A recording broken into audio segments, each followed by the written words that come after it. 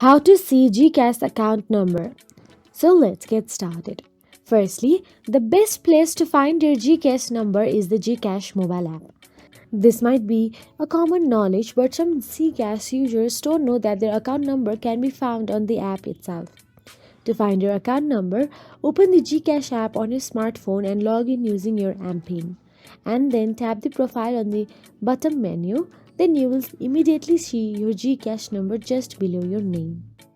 If you don't have the GCash app or if you can't log into your GCash account, you may send an email to GCash customer support to request for your account number. You can also submit a support ticket on the GCash Help Center. All you have to do is write down, "Hello GCash, I would like to request for my GCash number because I don't have access to my account," and give your personal information such as name, address, date of birth, email.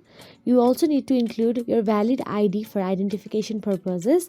Also attach a photo or scanned copy of your valid ID and send the email to support@gcash.com. Wait for a response within 1 to 2 working days.